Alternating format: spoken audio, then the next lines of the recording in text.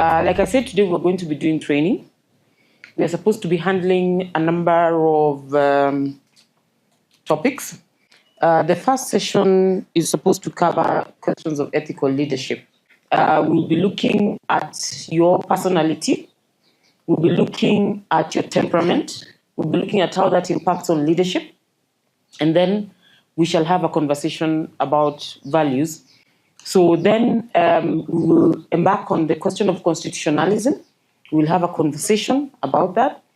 And then we will proceed to, and it will not just be constitutionalism, we'll also be talking about the theory of social contract, because that's a principle around which governance is established around nations, and that is also the principle around which governance is established in the spaces that you operate in. And then we shall spend the afternoon talking about accountability. For now, I want us to start the conversation on temperaments. There are 4 major temperaments. Some of you may have already heard about them, but you may not be necessarily clear. Don't be in a rush to write notes as much as you should be in a rush to understand what I am saying. The notes will be useless to you if you do not understand what I'm saying, and especially if you do not see yourself in what I'm about to say. The first group of people are known as sanguines. How many people in this room already know that they're sanguines? Straight up. Not like that, straight up. Those of you who are seated, in case you're still in doubt on whether you're a sanguine or not, I will give you a few descriptions so that we see if you're that person. Sanguines are fundamentally sociable and pleasure-seeking. When they walk into a space, you will find them making friends. They will be high-fiving with everyone, people they don't know, people they know. And if there's a special greeting that they will give it to everyone. They just love talking to people. They're very sociable and they enjoy having fun. Sanguines are impulsive and charismatic. They make very quick decisions about everything. They don't have to put too much consideration. They believe they have the tools to quickly assess everything and make decisions. As a matter of fact, if you take too long to make decisions, you irritate them. They are also very charismatic people. So even as they're jumpy, even as they're sociable, even as they show up, one of the things you will never do is hate them.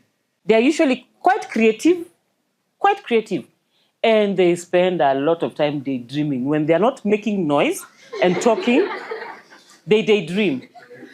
These people have a lot of energy and they display it all the time and they unleash it without limitation. But they desperately need alone time. Desperately. That alone time is not normally like the way introverts need it. For this group of people, they need alone time so that they can go and check, first of all, if they crossed any line excessively. Not because they're coming back to say sorry, but because they are hoping that when they come back, they can manage the situation so that they don't lose you. Because they need people, okay? They don't take as much alone time as introverts take. Introverts may need an entire week to recover from this training today. These ones just need 1 hour. When they come back, you will be pleased they went. They come back with fresh ideas. They come back ready to charge up for something else. They may have walked out of this place and said, hey, manzi, nasikia kama need kudoz kidogo. Si mnache tu nichape tu ka 5 minutes. Then they come back after 5 minutes and you're wondering whether they slept 2 nights. They come back with fresh energy, fresh impetus for whatever it is you need them to do. Sometimes, or many times, they're very sensitive. They're very compassionate. Sensitive, compassionate. When there are issues, see your life. when there are issues that they need to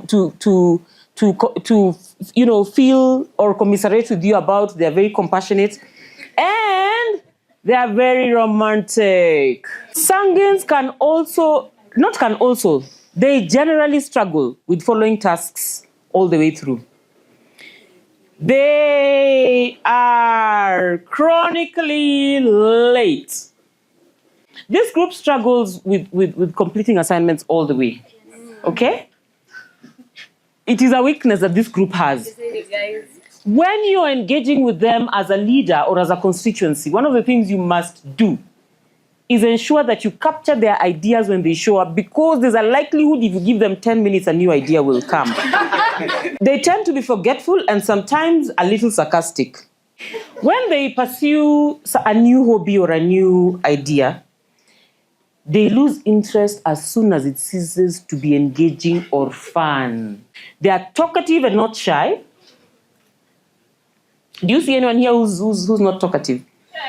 They are talkative and not shy. Generally have an almost shameless nature. Almost 90% of the time, sanguines are sure that what they're doing is right. And their conviction level is high. When you see them doing something, however wrong you think it is, they believe they are so right. They have no lack of confidence. Even at the time when they have extreme imposter syndrome, this group will stand and pick a microphone and speak like they're the owners of the topic you have given them. They are warm-hearted people. They are pleasant. You will love them when you meet them. They are lively and they are optimistic. They always believe there's something better, something good. They generally make life worth anticipating if you're around them. They have been called people-oriented extroverts. The next one, cholerics. Their choleric temperament is fundamentally ambitious and leader-like. They have a lot of aggression, energy, and passion. And they try as much as possible to instill that in others. They don't know how to move alone. They are very task-oriented people and are focused on getting a job done efficiently. They don't want to stay in it for too long. This group also gets very irritated by this team when they drop assignments halfway. But this group benefits tremendously from having cholerics in their team. Because every assignment they'll drop, this group will be too irritated to leave it hanging. They can dominate people of other temperaments with their strong wills. These people dominate another group that I'm going to be talking about called the phlegmatic types, who are very chill people. So when they're with these people, there's a likelihood in the meeting you may not even speak because this one has everything figured out. So when you're still taking long to decide where we should go, they figured it out and they want the task done. They can become dictatorial or tyrannical. Many great charismatic military and political figures are actually and were cholerics. They like to be in charge of everything and are good at planning. They are very good at planning as they often can immediately see a practical solution to a problem. They can quickly fall into very deep depression and moodiness when failure or setback befalls them because they are driven by task completion and efficient completion of tasks.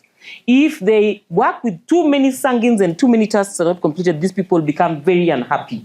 Cholerics are also called task-oriented extroverts. Then we have another group. These ones are the ones that the sanguines struggle with. They are called the melancholic. The melancholics, first of all, are fundamentally introverted. They are not those outgoing extroverts of us who are on this side of the room. They are fundamentally introverted. Given to thought. They are given to thought. They spend so much time thinking. They want to reflect on the decision. They are the let's sleep over it type of people. Melancholic people are often perceived as very or overly pondering and are both considerate and very cautious.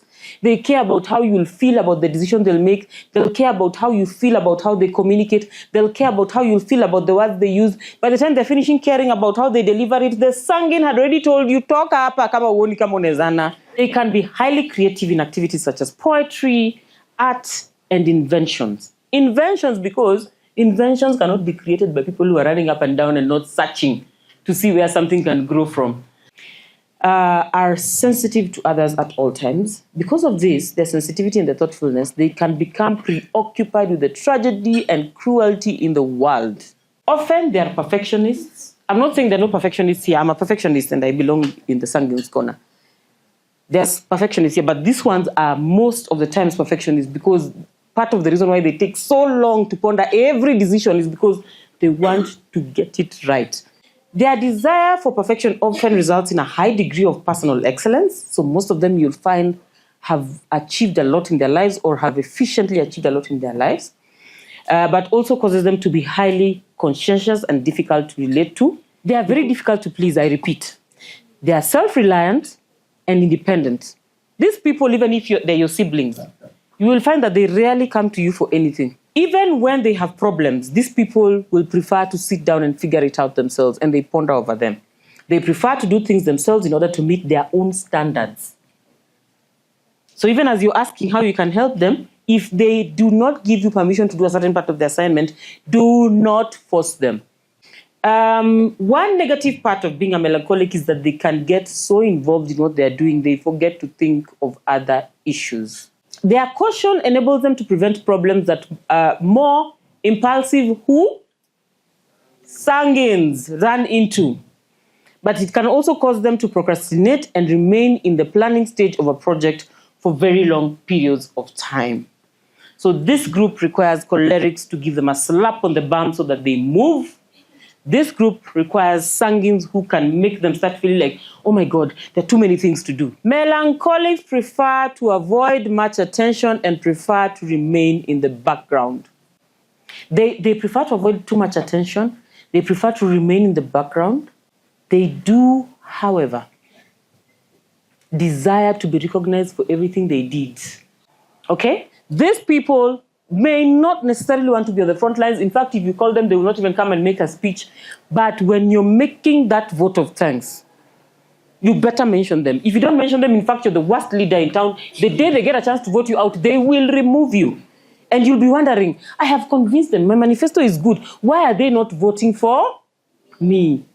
If I gave you time to think, all of you from your student leadership, you will realize that any time you had a campaign issue and something was so troublesome and you needed to resolve it, and someone was fueling it, most likely it will be a melancholic. The spaces they whisper in are spaces that you can't even access because you don't have time to get in those spaces. They have time. They have been called task-oriented introverts. The final group, the phlegmatic temperament is fundamentally relaxed and quiet. Can you smell them amongst the people who are seated? Even the speaker, I know. Like we force him to speak. Fundamentally relaxed and quiet, ranging from warmly attentive to lazily sluggish. While these guys will be struggling to buy the biggest car so that the next time they show up on the campaign, they can be driving and people are saying, let's vote for SG because he has a car. For these ones, phlegmatics don't, if they don't have a car, they don't have and they're okay. If they don't live in a big house, they don't live in a big house and they're okay. They are consistent. They are consistent. These ones, one time they'll be loyal to you, another time they have turned on you, you don't know what's going on. These ones are loyal to you as long as things are being done and done efficiently. Those ones, you know, if you do not give them the proper recognition, any time is turning time. This one's consistent. If they tell you kura yangu ni yako, take it to the bank. Kuraya phlegmatic ni yako. They can be relied upon to be steady and faithful friends. They're accepting and very affectionate. They make friends easily. They tend to be good diplomats. If you want to choose an ambassador as a president in the future, these flags should be the people you should be choosing because they will not antagonize in your government here and they will not antagonize abroad where you send them. They tend to be good diplomats because their tendency is not to judge. They're affable. Their nature makes reconciling and differing with groups easy. Phlegmatics prefer to observe and to think on the world around them while not getting involved. This is the moment for them to find a corner like that one not to get involved. Flags, please, start walking. They may try to inspire others to do the things which they themselves think about doing. They may be shy and often prefer stability to uncertainty and change. Okay? So if they're in a relationship with you and you're too shaky, you're too dramatic, you're too explosive, you're a celebrity who's going to keep on putting pressure on them with the number of girls you're showing up with or the number of men, they will just say, it's okay, si lazima. Sometimes once you have figured out things and they're working, these are the people who will tell you, but if it's not broken, why are you changing it? Let's just continue and see if it's going to cause any more problems. Maybe this is just the first time, you know? Meanwhile, you're already thinking, if this has caused this problem, we must change it and we must change it quickly.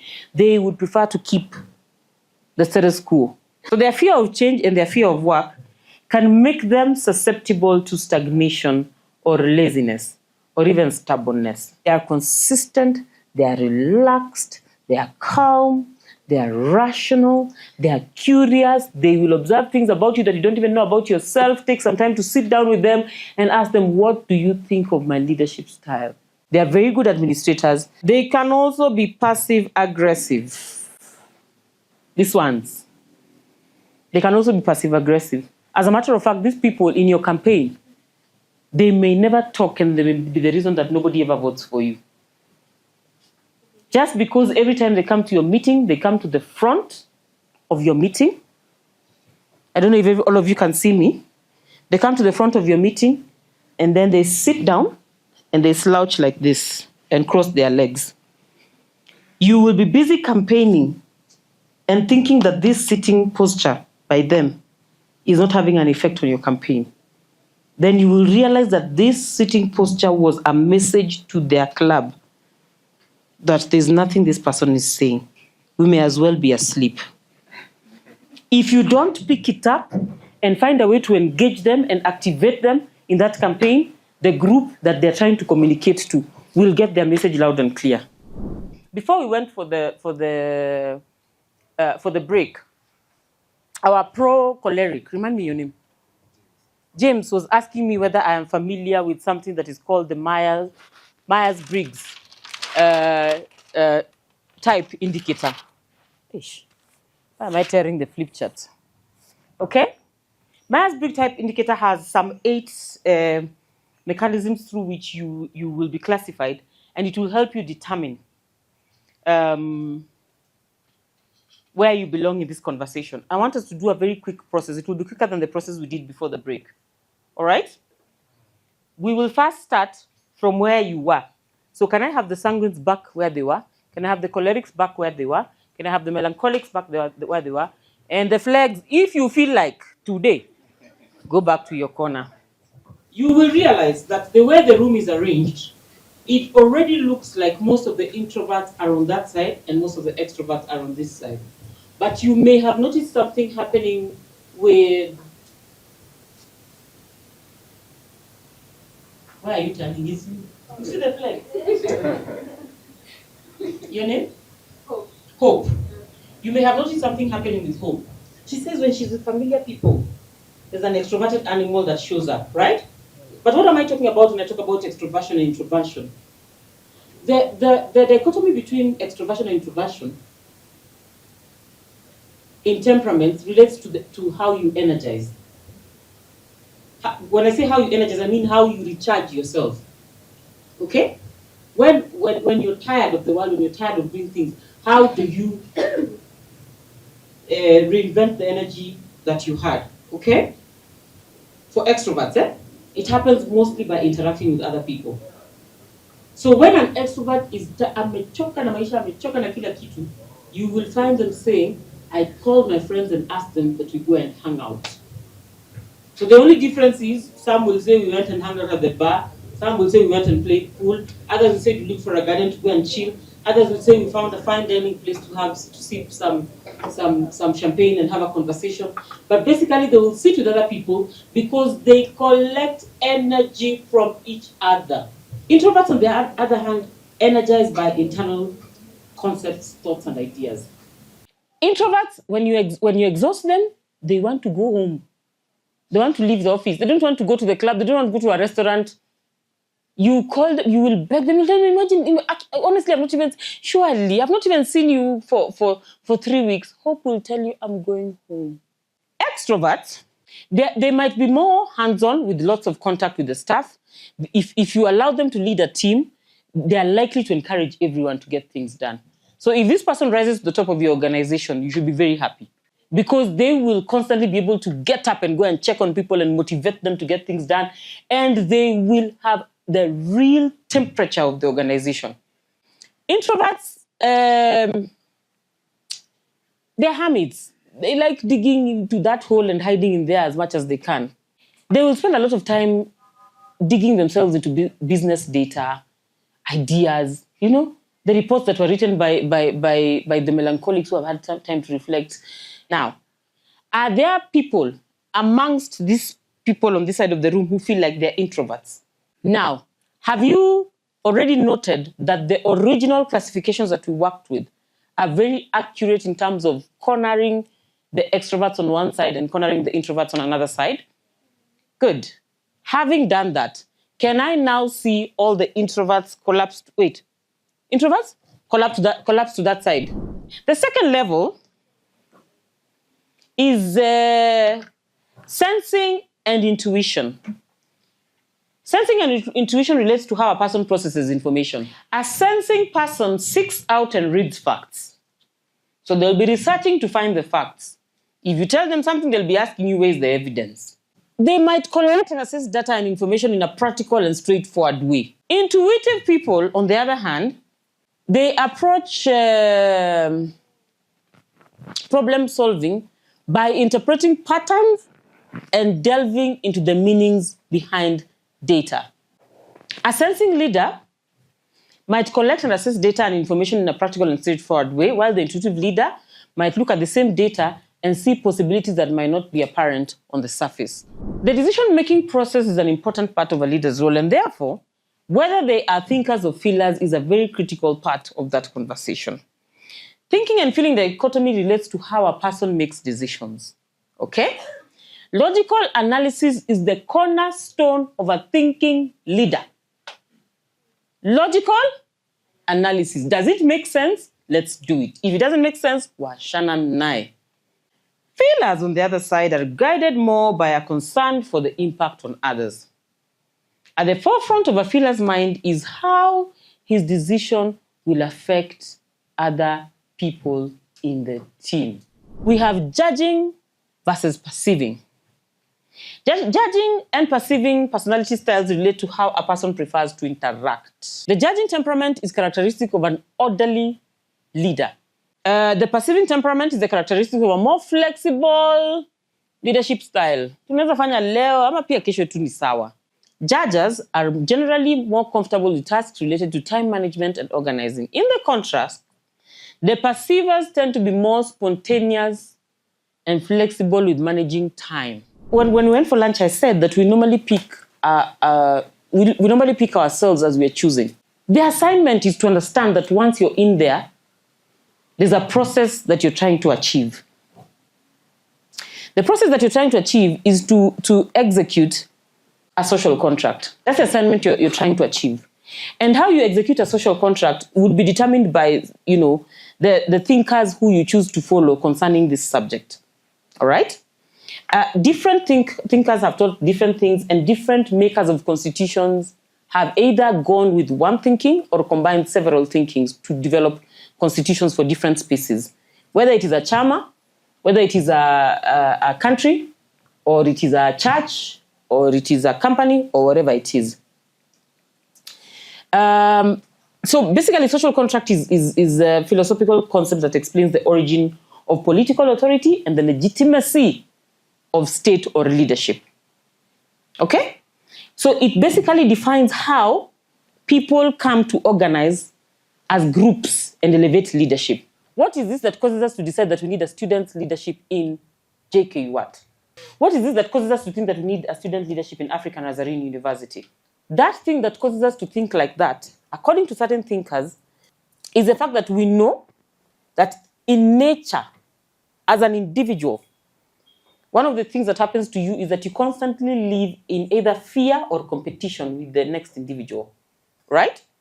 That because you live in fear or in competition with the next individual, your self-interest constantly find their way at the front of conversations. I will give you a list of some of the critical components of the social contract, and then I will allow you on the tables. Each one of you is going to be discussing one component and coming back with feedback on how that particular component affects governance, okay? When you're answering that question, I want you to think at the university level, and then you think at the national level.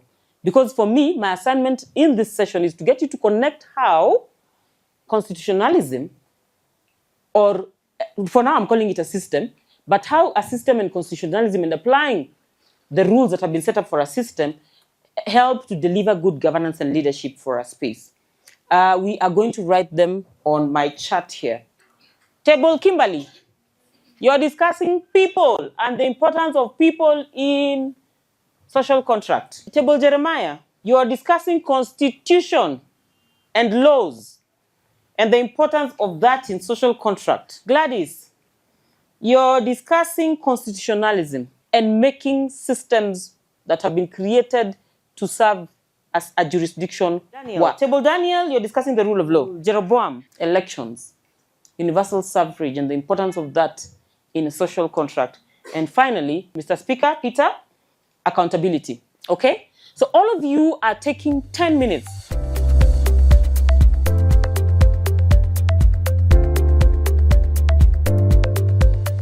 So as I was saying, contracts are a phenomenon of human beings. No other beings have contracts. And contracts usually have 5 main components. There is the offer, the acceptance, the consideration, the capacity, and the legality. I'm not going to delve too much into that. But basically, when you have a social contract, the people under this contract are the ones who come together willingly to form a state to protect their national rights, including life, liberty, and property, just to name a few. And their obligation to obey civil government in this is conditional to the protection of these rights. So you can see there's a very clear exchange of the individual's liberties. For example, you can't just wake up and do whatever you want. You can't go and harm your neighbor. You give up that liberty to ensure that the state will protect your right to life, your right to property. So a very easy example would be you give up a part of your paycheck, which is entirely entitled to you, to the government, and using that, they secure, or rather they guarantee now the other rights that all of you as a society have agreed to. Yes, so our presentation is now the Constitution is important to the social contract theory. First off, we define a constitution as a body that is of fundamental principles that have established precedents according to which a state or an organization is acknowledged to be governed, or in simple terms, is a document that has rules and guidelines that are law to that institution or that specific country. Their importance to the social contract theory, first off, is to ensure the protection of human rights and freedoms, whereby we all know the freedoms of both the minority and the majority in a country are able to be protected, may it be persons living with disabilities, women, as well as people who live in informal regions or settlements. Secondly, it's for accountability purposes, whereby a constitution through law, it ensures that accountability is, followed to the latter. Was this law, exercised or fully implemented? Thirdly, is for structure, whereby a constitutions lead a structure of how a certain institution is governed as well as a country. For example, our Constitution 2010 governs how even the leadership structure of Kenya looks like. And number 4 is it acts as a symbol of unity. How many remember the history of Form 1? The symbols of unity, we had the Constitution, the presidency, the national anthem, the national currency, all right, and many more. Mnakumbuka hiyo? Yes, and then lastly, it acts as a referencing point whereby a country, when it needs to take a shift, or even an institution, because a country continues to develop, the needs of people continue to develop. So when there is that shift, people go back to the Constitution as a referencing document to guide their new steps or their new actions into the new shift. Thank you. That's our presentation. So constitutionalism is the principle that government authority is bound by a constitution and the exercise of power must follow legal limits. The core principles of constitutionalism include the rule of law, separation of powers, which are the judiciary, the legislative, and the executive, checks and balances, like each branch checks the other, respect for rights and accountability. Then we have the importance of constitutionalism. One, it ensures that no one is above the law. It protects the rights of everyone. It brings about structure in the system. It outlines everyone's role, thus bringing about accountability. When it comes to applying constitutionalism in the systems, which is jurisdictional practice, we talked about JQuat, where we realized that JQuat is governed by the JQuat Constitution, and it is checked on by the Electoral Commission for JQuat. So the key principles are the campaign rules, which one must campaign 2 weeks before the elections, the eligibility criteria such as the GPA cutoffs, you should not be having supplementaries, your year of study matters, your conduct, and you should have cleared your school fees, nomination process, you need a certain amount of signatures, election procedures, dispute resolution where the electoral body resolves conflict in case of one. And also another importance of constitutionalism is that it limits the governmental power. Thank you. Good evening, honorable members. Yes, my name is Abel, here to present the essence of the rule of law. I would like to begin with a simple introduction. Okay, it's sort of like an elaboration of the previous speeches that have been given. This whole discussion stems from the idea of a social contract.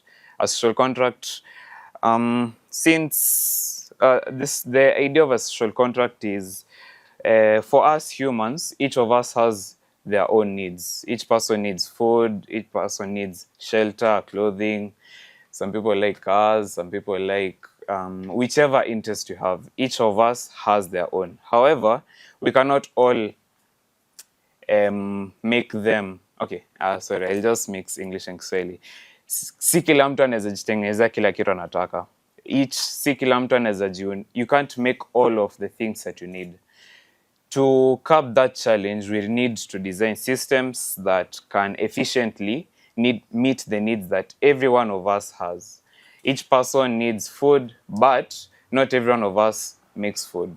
A select group of people farm, others process the farmed products, others sell, and such systems constitute social contracts. Social contracts it's brought about by managing such, and that's why we'll have constitutions that shall ensure that each person has their own rights, each person has their own freedoms. You have freedom to life, everyone has life, freedom to liberty, freedom to speech. Everyone has their own rights and freedoms, and that's why the first two ideas of people in constitution are important. Then constitutionalism has also been elaborated. The essence of the rule of law, at first I'd like to begin with a simple introduction. The rule of law is the concept, the abstraction that no one is above the constitution, no one is above the law. We came together to agree upon a set of guidelines that shall guide us all. However, since kila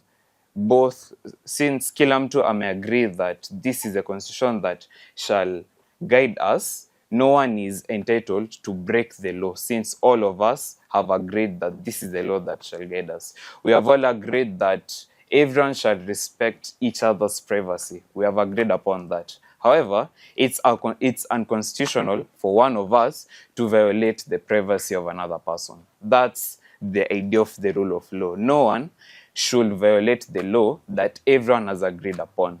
No matter who you are, no matter if you are the president or you are the lowest peasant in your economy, everyone is tied to the law.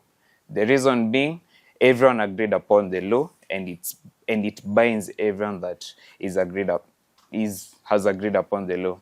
And thus, for the rule of law to be complete, we need to outline the principles that constitute it. We can outline a couple of principles. At first, I'll outline 4. Equality. As elaborated, everyone is equal. Everyone has the same rights. Everyone has the same freedoms. No one has, okay, an abbreviation of that is, no one has, if person A has 10 rights, person B cannot have 11 rights. Everyone is equal. Accountability. Accountability is the second principle that is under the rule of law. If we have agreed upon certain rules, no one should violate them. If you violate, you are accountable to the violations you have made. If you violate one rule, if you infringe upon the privacy of another person, you are accountable to that infringement, since it's tied to the Constitution. The other one is the supremacy of the law. Since we came together to agree upon this set of rules, no one should, the supremacy of the law comes from the mutual agreement that this Constitution shall bind us all. And the other principle that I would like to the relic outline is the access to justice, since everyone is... Oh wait, I hope was audible from the start.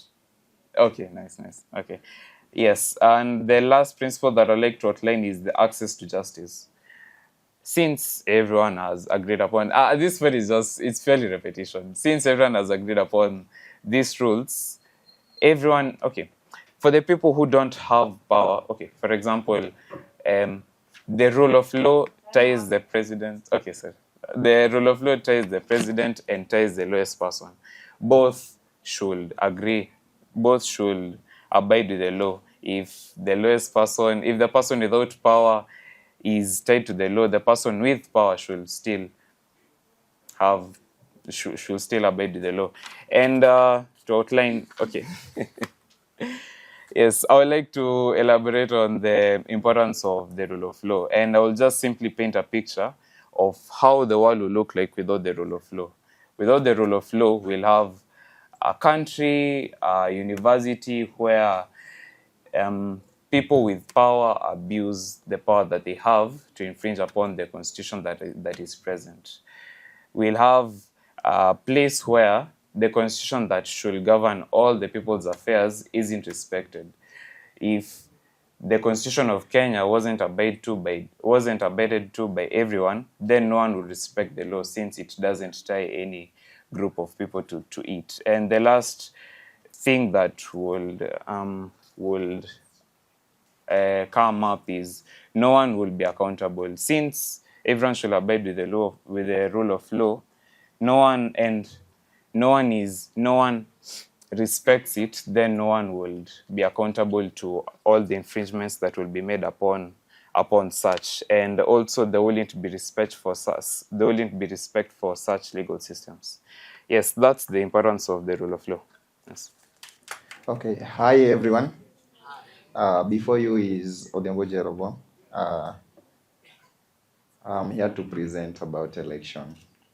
So election is a key component of social contract theory, as the theory posits that the government derives the legitimacy from the consent of the governed, and elections serve as a mechanism for citizens to express that consent, in some cases to hold the elected leaders accountable. Elections are how citizens uphold their part of this agreement by choosing leaders to represent them in various spheres. And we dive into analyzing some of the election systems in Kenya. We came up with 3. We have the electoral college systems, also known as delegate system. We have mass election system and appointment. This is where few individuals who qualify, also known as the delegates, do go and represent the, go and elect the executive. For example, in JKUAT, through JKUSA constitution, we are having electoral college system where the delegates normally elect the executive, the 6 of them, the chair, secretary general, the treasurer, sports and entertainment, academic secretary also. Some of the pros of this system is that voters get to interact with the candidates. The delegates also have their own free will to choose a candidate based on the ideologies or the agendas these candidates are having. The cons, it doesn't represent all in the society, as some individuals may feel unrepresented. It can be influenced by monetary incentives, which is very rampant in JKUAT. Another system is most popular. This is where everyone is having the mandate to go and elect his preferred candidate. And even in our nation of Kenya, the constitution mandates us to have democratic right and political rights.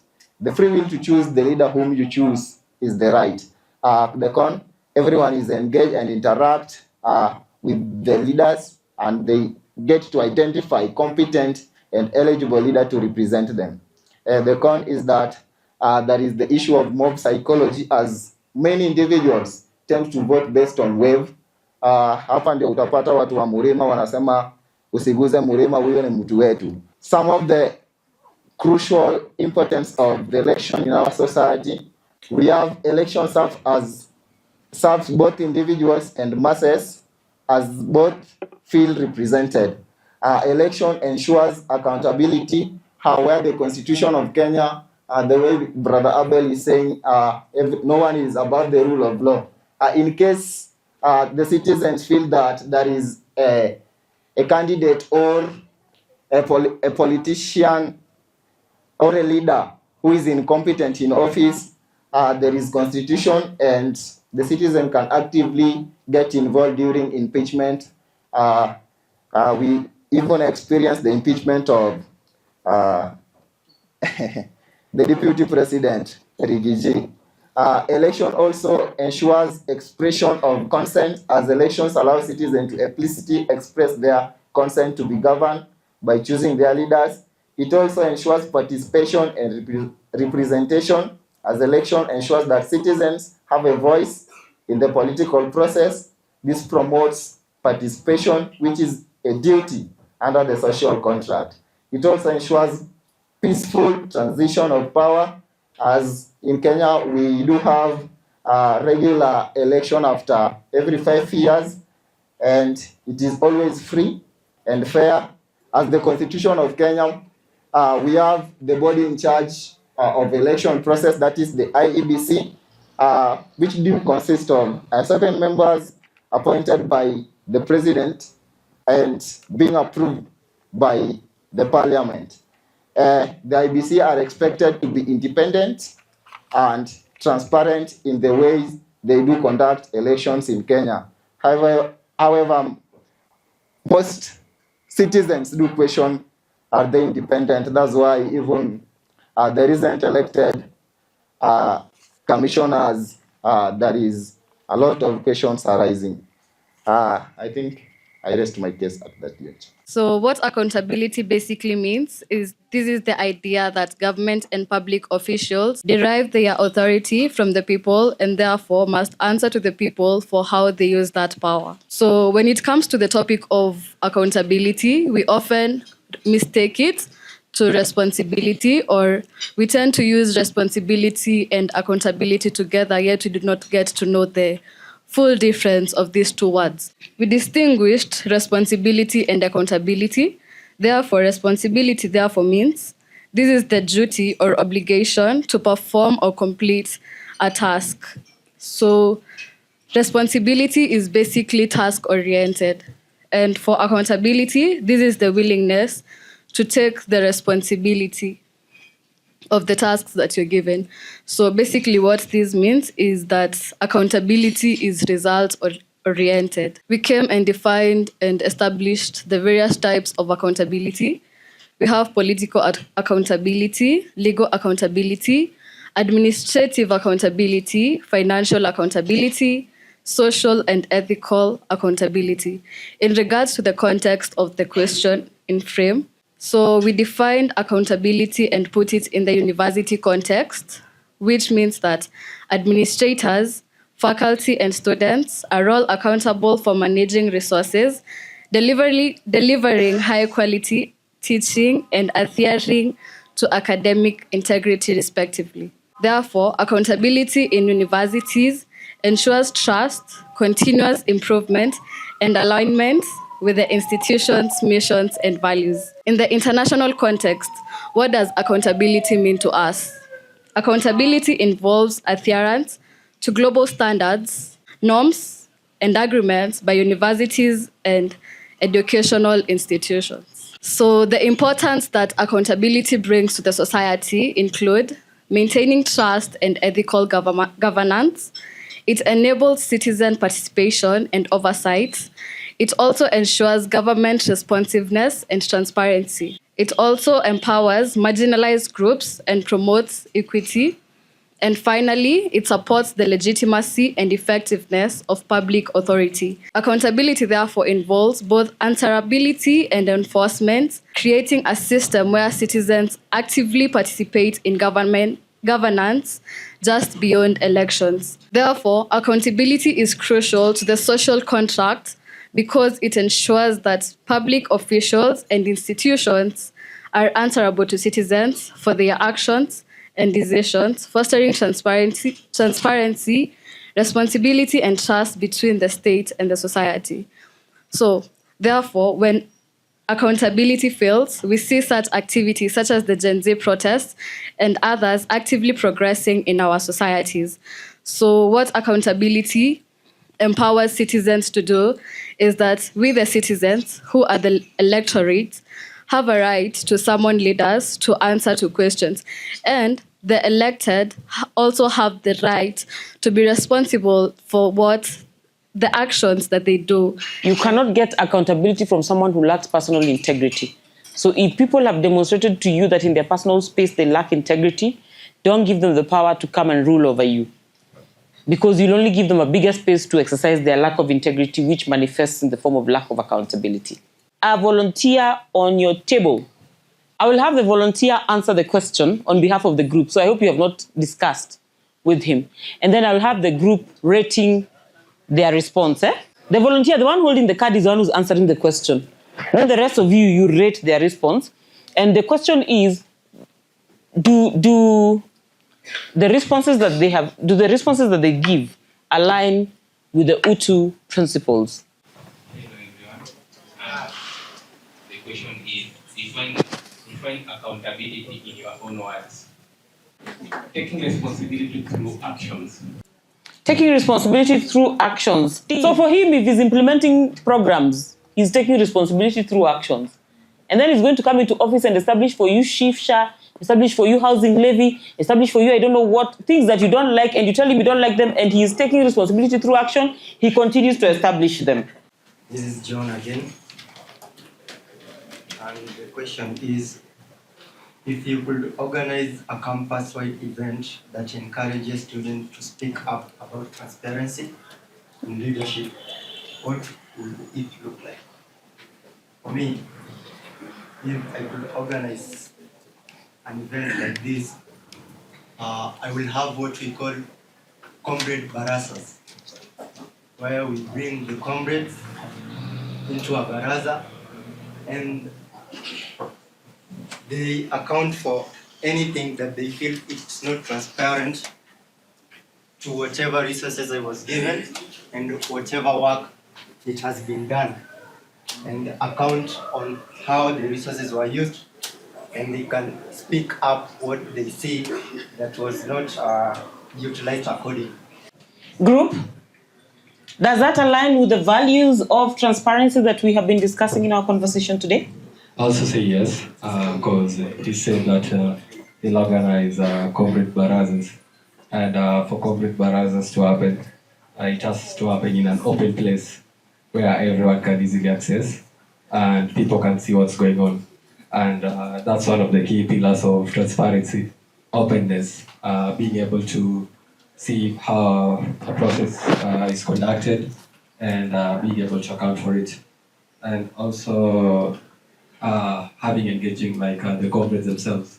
They'll come and have a sit down and be able to converse on the subject matter. I think you've done a fair job. You did very well by talking about it being a public comrade baraza, because then you already demonstrated that there was going to be transparency. But Kitila from African Nazarene University, and the question in this card is, your campus internet service is slow and students are struggling to complete assignments. What actions would you propose to fix this? This issue affects us mostly in our school, and it's a matter of accountability. First of all, you need to calm down the students in the group, because we have a WhatsApp forum for the students of Nazarene. That's where they put their issues and challenges for the council to work on. So you need to. I will write a message to calm them down, and after that, I'll communicate with the council in the group to get the contacts that are in relations with the internet service, that is the CIS in our school, so that they can fix it. And also communicate to the DVC academics to speak with the HODs related in each and every schools so that students can get another opportunity to retake the assignments. Good afternoon, everyone. Good evening, everyone. Good morning. Thank you. The question that I was given is, a student union election is being conducted and one candidate's campaign posters are everywhere while others have none. What steps would you take to ensure fairness? I have a couple of steps. The first is to report this to the Electoral Commission, because some student unions actually have restrictions on the number of campaign materials you're supposed to put out there, so that they can restrict one candidate from overdoing it. Another one is to, if there is no restriction, I can also impose the restriction. Naweza toa example ya JKUAT during the recent election time ya, I think it was the treasurer seat. There was one candidate who had so many posters. Kila mahali, you all know who I'm talking about. Ako hapa? Each poster ilipata vote yake. Wow. That was. Another one is I would do a campaign reset, like check out all the posters and then we start again to pay both candidates the same starting point. And then another one is also, that point ilikuwa for like the online kama WhatsApp. Example ni JKUAT. Like in real JKUAT during time ya election, you could see like each candidate alikuwa anatoa posters. Yeah. Another one is also providing an online space. I'll also use JKUAT as an example. We have the Edge program. I think iko na website yake. If each candidate anapewa a period, seme kama 30 minutes 1 minute kushoot video, upload hapo hivi. Kila mtu apewe equally 1 minute. And then mtu amesema candidate pia ajipange money wise. Yeah. Okay, so ours was create a catchy hashtag campaign that will effectively highlight a campus accountability issue. And I think hashtag uongozi bora, because I think being an accountable leader is part of good governance, and being a good leader, you'd be responsible and answerable to your actions. Your friends are just sharing exams answers is okay because everyone does it. How does this challenge Utu principles? For me, this is about integrity, because I believe integrity is doing the right thing when no one is seeing. And the part that everyone does it, these are like, it's a norm. People have made it a norm that they do steal exams. Yeah. So your response is that? That's your summary response. Integrity. Integrity. Yeah. Okay. Now, I was using these cards just so that we can round up our conversation for the day. These cards are the cards that have been developed by Badili for you to explore the Utu principles. Okay? The people who had the green card were addressing power moves. And they're the ones who are responding to the question of the catchy hashtag. And it has been voted that they did a good job. This is just one way to play the game. There are other ways, and there's an instruction card inside there. The people who had the black card, and there were two of them, were scenario solvers. And you notice that the question that they're being asked required them to provide a solution for a situation. And I think they both did quite a good job of doing that while providing options and also challenging the components that needed to be challenged. Those who had the red card had a wild card. This was the one that was being handled by James, and he answered that he was going to organize a comrades baraza to demonstrate transparency. Good job to that group. The ones who had the yellow card were doing a culture check, and they're the ones who are talking about sharing exam results. And we know that this group has done a good job of analyzing the biggest question here, which is integrity. And then, of course, you added honesty, justice, etc. And when we mentioned justice, that's when we discovered that there are thugs in this room who, after having a full conversation about personal integrity, can still defend sharing of exam answers. They're saying it's not cheating, it's just helping each other. Well, chidwe. And then those who had the purple cards were handling real talk. And they're the ones who are handling the cousin's friend who works, no, not the cousin's friend who works in the dean's office. They're handling something else. Defining accountability. This card game is not about who is wrong and who is right. It's about activating conversations about what is important and how it should be done and how it should be defined. Is this a card game that you could use to facilitate discussions in your spaces? Yes. Why then is there no uptake of the Utu cards? Moving forward, I don't know, Tevin is going to advise us on how you can be able to access these cards. I think you need to carry them and use them to facilitate conversations in your schools, but not just facilitate conversations, also document some of the things that are coming up.